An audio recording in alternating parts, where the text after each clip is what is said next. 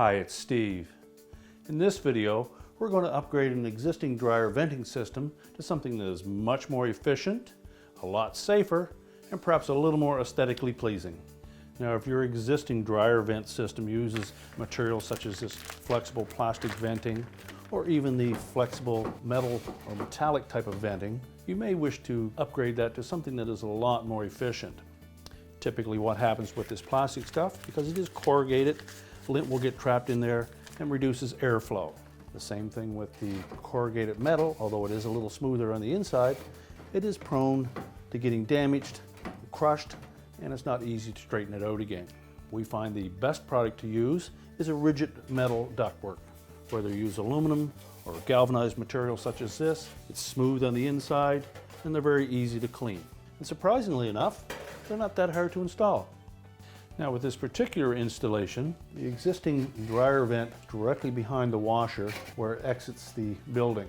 Since we're not going to change the exit point, we're going to need to pull this washer out of the way so that we can remove that old venting and get started on the new material.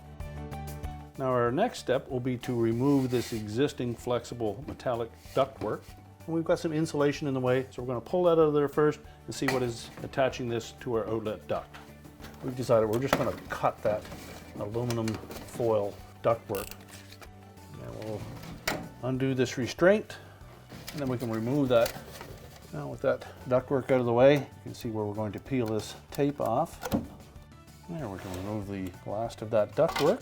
Now we've determined that we needed to add a little bit of an extension to the existing vent cap that will allow us to come out and our elbow will lay flush against this surface. So we've cut a piece the proper length, crimped the outgoing end, and that will fit into the vent cap piece.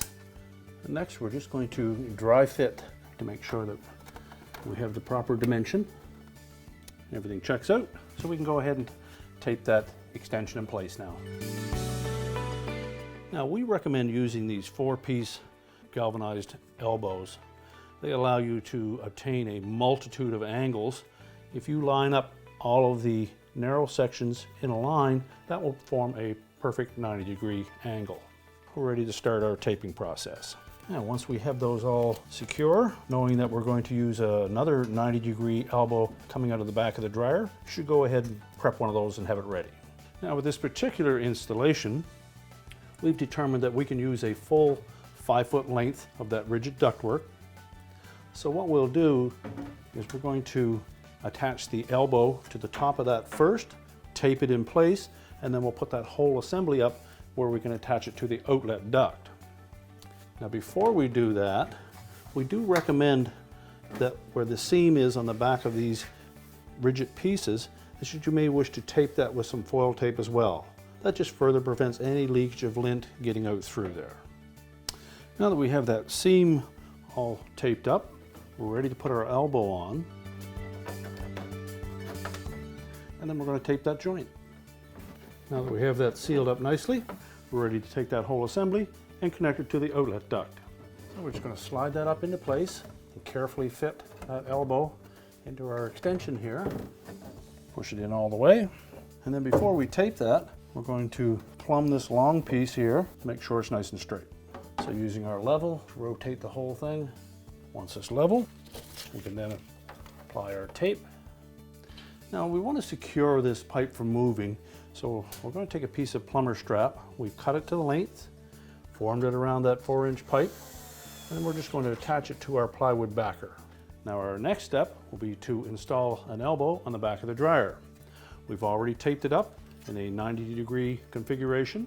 We want to make sure that when we install it, that the crimped end is pointing outward. Now we have an elbow attached to the back of our dryer. So our next step is to determine what angle we want to put this elbow, or whether we need to extend this pipe to gain a favorable angle. We're going to try by first of all just adjusting this to see if we can get an angle that will line up with that elbow coming out of the dryer, and then we'll cut a pipe to length. And we've lined up the lower 3 sections and then offset the top one, and that gives us a fairly shallow angle. It's a good starting point.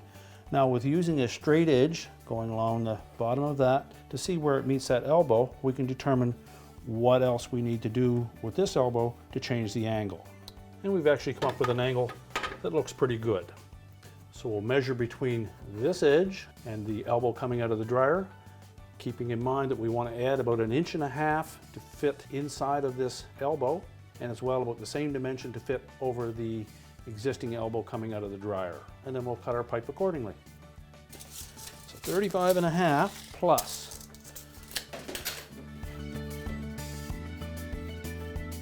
Now that we've got a line that we're going to cut on, we'll rotate that pipe around so that we can get a good angle on it, and we'll cut it with our shears. So we've done a dry fit, our length is correct, and as before we're going to tape that seam up just so that we prevent any lint from escaping in that area. Now our next step will be to tape up this elbow. You can either try to do that with it in place. If you're not comfortable doing that, we'll carefully remove it so that we don't change that angle. Now with the upper elbow in place on the end of that pipe, we're going to go ahead and line up the lower one, again making sure that the crimped end is headed towards the outside. Just make sure it's in completely and snug, and then we'll tape that in place. If we need to move it, we can do it with the other end because we haven't taped that yet. Okay, so we're going to line up that upper elbow with the vertical piece. Press it firmly in place. Then we'll look down the length of that short piece, line it up with the back of the dryer. We can then push our dryer back into place to hold it, and then we'll tape it off here. So now we're just going to verify that we have all of those taped up securely. We're ready to put our insulation back at the top to fill that gap, and then we can put our washer back in place. Thank you so much for watching this video. We certainly hope that some of these tips will help you in the event that you ever change your dryer vent. And remember to subscribe so you don't miss a thing.